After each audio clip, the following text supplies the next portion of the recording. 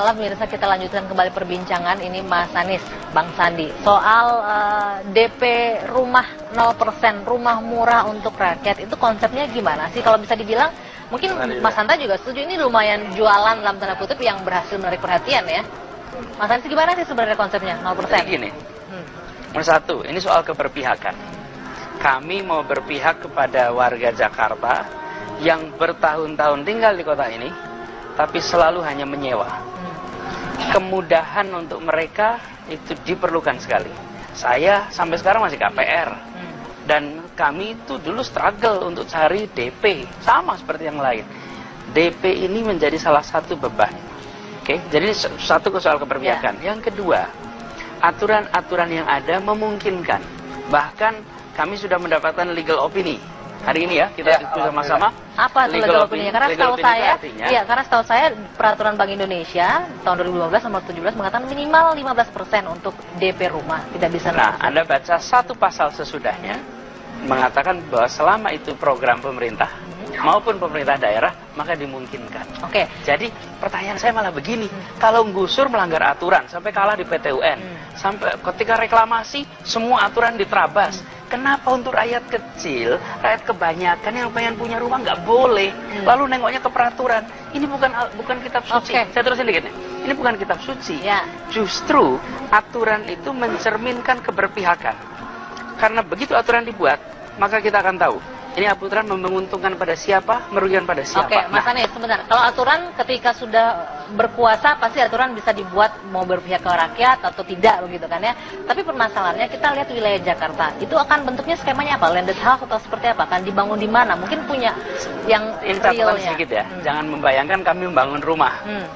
Ini adalah instrumen pembiayaan. Artinya rumahnya bisa rumah tapak, bisa rumah susun. Bentuk rumahnya ini adalah model pembiayaannya. Jadi rumahnya sendiri bisa bervariasi, tapi cara membiayainya sekarang itu dengan warga Jakarta ini kesulitan karena selalu ada DP yang cukup besar. Nah, kita buatkan skemanya sehingga memungkinkan warga, dan itu tentu ada batas pendapatannya, dan itu ada skemanya. Nah, Mas Anies, Bang Sandi, skema rumahnya bisa rumah susun atau segala macam. Contoh deh untuk di Jakarta di mana misalnya rumah susun yang sudah ada kan sudah ada okupansinya, sudah ada, kepemilikan sudah ada. Bagaimana contoh yang realistisnya biar orang juga lihat, oh iya memang benar nih realistis programnya. Nomor satu, kalau kita ada rumah maka ada pembiayaan bank. Ya. Bank kemudian menyiapkan skemanya. Nah, kita akan memberikan kemungkinan untuk bisa melakukan di Jakarta dengan skema yang ditabung lewat Bank DKI ini. Kenapa lewat Bank DKI? Karena itu bank milik kita. Jadi bank milik kita, di mana kita akan membiayai warga Jakarta untuk rumah pertama. Jadi bukan rumah yang kedua, ketiga. Kemudian rumah yang untuk dipakai sendiri, bukan untuk komersial. Karena memang tujuannya supaya warga Jakarta punya rumah. Nah, dengan Bank DKI ini yang milik Pemda, kita bisa mengatur pembiayaannya sehingga rumah-rumah itu bisa terjangkau. Oke, sebentar. Kalau saya minta pencerahan nih ya, kalau milik Pemda artinya ini pembiayaan dari APBD. Nantinya dari bank. Bank DKI kan milik Pemda. Itu masuk dari bank, pure dari bank, tidak masuk. Kita kan punya anggaran APBD DKI 70 triliun, hampir 70 triliun. Apakah masuk diambil dari sana juga anggarannya? Aset Pemda itu sampai 1000 triliun sebetulnya. Kalau aset kita di Jakarta. Malah seperti Mbak Anggi, saya ini masing-masing kita punya bagian 100 juta per orang. Pertanyaannya, terus aset segede ini dipakai untuk siapa? Dipakainya untuk siapa?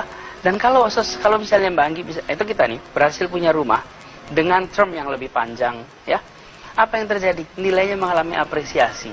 Kita ingin dong warga Jakarta di sini bisa ikut merasakan. Masa yang boleh merasakan apresiasi harga tanah itu, harga bangunan hanya kelompok yang di atas, yang di bawah bagaimana?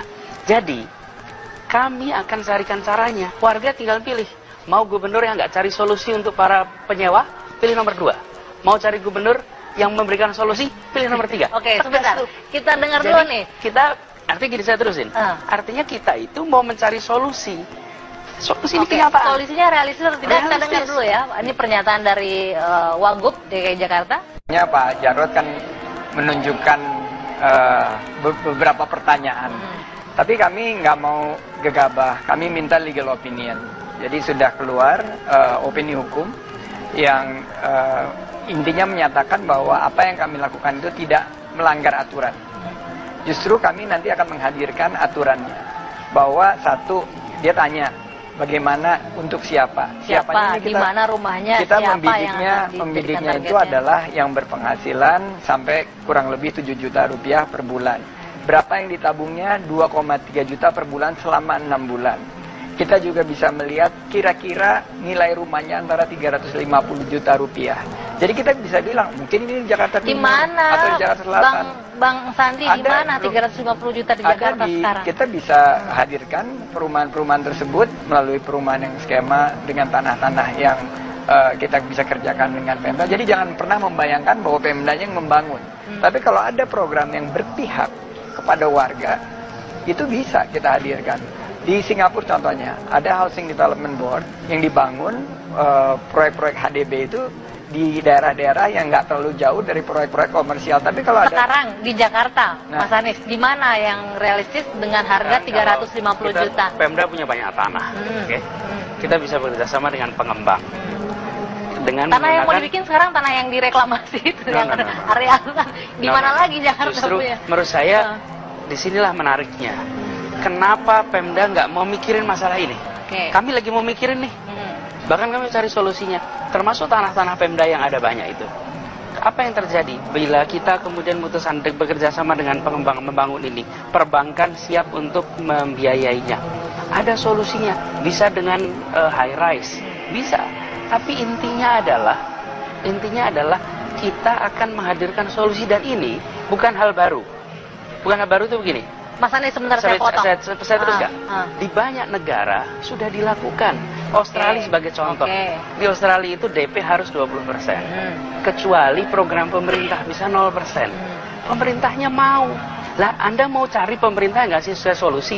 Boleh. Pemerintah mau, pengembang juga mau, gitu Anda bilangnya. Pengembang yang mana sekarang yang mau investasi begitu murah?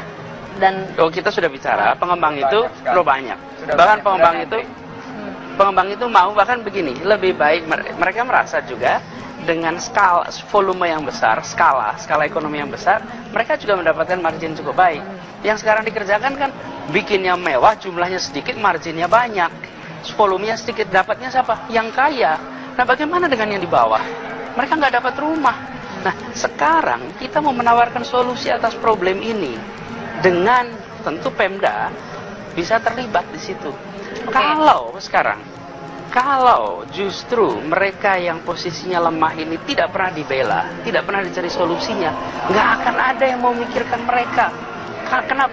Dan yang menarik, kenapa program ini dikritik begitu besar? Karena mendadak ada solusi atas sesuatu yang nggak pernah dipikirin sama mereka. Artinya, terus maksudnya Mas Anies selama ini nggak pernah dipikirkan warga miskin ini yang tidak punya rumah begitu ya? Bahkan dikatakan kalau miskin udah sewa aja. Karena ada rusun sewa sekarang, rusun yang bisa dimiliki. Cobalah masuk solusi ya itu ya? Cobalah jadi mereka dan tinggal di rumah susun. Lalu 8 tahun nggak bisa tinggal lagi tempat itu. Apa yang diberikan oleh pemimpin untuk tempat ini? Jadi ini soal keberpihakan, dan saya garis bawahi. Sebuah aturan itu dibuat pasti memiliki konsekuensi. Siapa diuntungkan, siapa dirugikan. Nah, kami memiliki gagasan. Begitu kami bertugas, dan di legal opinion itu dikatakan diperlukan perda. Begitu dibuatkan perda, langsung bisa dieksekusi. Legal opinion sudah ada, ketika sudah menjabat pasti akan bisa menyupport itu untuk keberpihakan. Saya warga Jakarta, saya masuk DPT, yakinkan saya, contoh realnya apa? Di mana nih dibangun? Kalau memang iya rumah susun ini, dengan harga 350 juta, saya juga mau kalau begitu. Nanti kita jawab usai jeda saat lagi. Apa kabar Indonesia Malam akan kembali. Anda kembali di Apa Kabar Indonesia Malam, masih melanjutkan. Ini kalau misalnya pemilih Jakarta sekarang yang terdaftar DPT, yakinkan mereka, yakinkan saya yang milih lah misalnya. Realistisnya, serealistis apa sih membangun rumah? Tadi kalau dibilang rumah susun, tadi juga sempat rumah tapak. Di mana rumah tapak itu akan dibangun? Jakarta udah sebegini padat loh, Mas Anies, Bang Sandi. Saya ini kemarin ke Rawabebek, ya. Misalnya ada yang sewanya 250.000, ada yang 350.000, macam-macam. Kalau saya jadiin rusunan, saya jadikan mereka langsung sudah jadi. Anda silakan di situ. Ini skemanya, banknya Bank BKI, milik rakyat Jakarta, bank ini. Oke, biayai. Apa sih susahnya berpihak pada rakyat kecil? Mungkin bank juga akan khawatir karena mereka kan penghasilannya Banknya tidak tetap bank ya. kita. Penghasilan tidak tetap untuk cicilan Nah, apakah bisa terpenuhi begini. misalnya. Itu Di menjadi situ, kekhawatiran juga oleh PMDA. Karena itu kenapa kita perlu waktu 6 bulan. Mereka dilihat tabungannya selama 6 bulan. Konsisten mereka menabung. Jadi daftar, tahun 6 bulan kemudian baru nanti bisa mulai KPR. Tapi yang kedua kita Artinya tetap ada dana awal dong dengan tabungan 6 bulan ya, itu. mereka nabung. Makanya tadi kan dibilang 2,3 juta mereka nabung. Sehingga begini, ini soal keberpihakan. Aturan bisa dibuat. Kalau tanya, kenapa sih kreditnya 10 tahun? Kenapa nggak 20? Kenapa nggak 30? Itu kan keputusan kita. Mau berapa tahun? Tapi Anda berpihak pada yang lemah, pada yang membutuhkan. Nah, nanti kita bisa menambah. Kami nggak mau mengulang bangun seperti rawa bebek. Di tempat yang nggak ada akses transportasi. Saya terusin dikit. Kita ambil tempat yang memungkinkan untuk warga tinggal di rumah. Bisa rumah susun, yang kemudian mereka bisa menggunakan kendaraan umum. Jadi ke tempat kerja mudah, tidak menjadi penuh karena parkiran. Kita lihat sekarang rumah susun tapi habis itu mobilnya luar biasa, motornya luar biasa. Kenapa?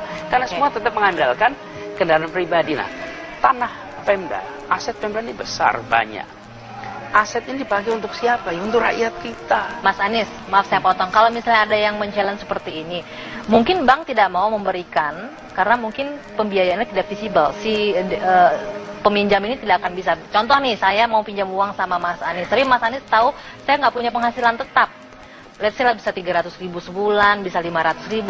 Percaya nggak minjemin uang saya bahwa saya bisa akan melunasi itu nanti? Nah, disinilah mungkin yang itu namanya. kekhawatiran kenapa akhirnya tidak terjadi itu. Gini, saya ini di industri perbankan lama.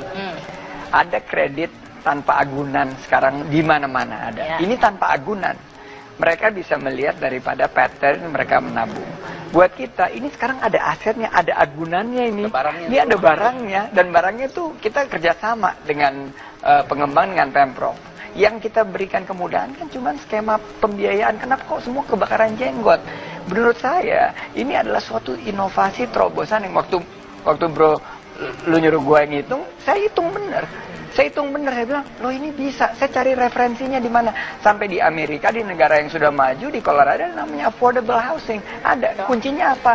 Keberpihakan dan filosofi. Filosofinya apa? Memberikan akses rakyat, terutama warga menengah ke bawah, kepada rumah yang disupport oleh pemerintah. Dan ini waktu itu kita ngobrolin juga, ini kenyataannya di Jakarta.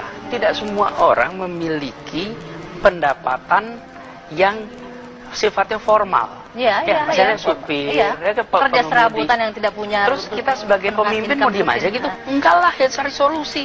Sekarang oke, Anda dibuatkan apakah namanya koperasi, apakah asosiasi, sehingga mereka bisa punya akses pada lembaga keuangan, bukan kemudian malah, oh Masya Allah, warga kita ini ternyata informal semua. Ya udah dah, mereka biar ketinggalan aja, biar yang dapat yang formal aja. Enggak lah. Mungkin seperti pertanyaan saya tadi. Mbak Anggi, terakhir gini, ini ada apresiasinya. Kenapa? Karena harga tanah itu, harga properti akan naik terus. Kalau dia nggak pernah memiliki, dia kan nggak akan namanya upward mobility-nya itu nggak dapat. Jadi begitu mereka memiliki, mereka akan menikmati tuh naik harganya. Nah, nanti begitu kita ada yang namanya upgrader. Begitu mereka income-nya naik, dia mau upgrade, dia mau nggak mau lagi di rumah yang 350 juta. Dia jual, dia akan walaupun bayar sebenarnya saya masih belum DP-nya. terjawab sih. Mungkin nggak sih misalnya saya minjam uang tapi saya secara kemampuan tuh nggak bisa bayar gitu, gimana? Oh, kalau itu bisa lihat track record-nya. Dan bukan barang baru di perbankan. Iya, waktu itu kita udah lihat. Bahkan kalau kita lihat sekarang itu selama 10-15 tahun terakhir ini kita menyaksikan kemudahan untuk financing kendaraan bermotor. Luar biasa, sehingga kita jumlahnya di Jakarta ini 13 juta motor. Tapi nggak bisa dilupakan juga banyak yang ditarik lagi loh karena nggak mampu bayar. Tapi menariknya begini, bahwa bahwa kemudahannya ada. satu. Kemudahannya ada. Sekarang kenapa untuk rumah yang nilainya akan naik terus, kok nggak dibuatkan inovasi? Karena itu bagi warga Jakarta yang ingin punya rumah, yang mau inovasi, percayakan pada kami. Kami akan bereskan ini. Tapi kalau Anda mau DP-nya 20% terus ke atas, pilih nomor 2. Oke, nanti kita lanjutkan. Mas Hanta, apakah ini juga salah satu faktor penyumbang suara paslon nomor 3 kemarin pada saat pencoblosan, usai coblosan? Kita jawab sesaat lagi ya, usai jeda. Apa kabar Indonesia Malam akan kembali untuk Anda.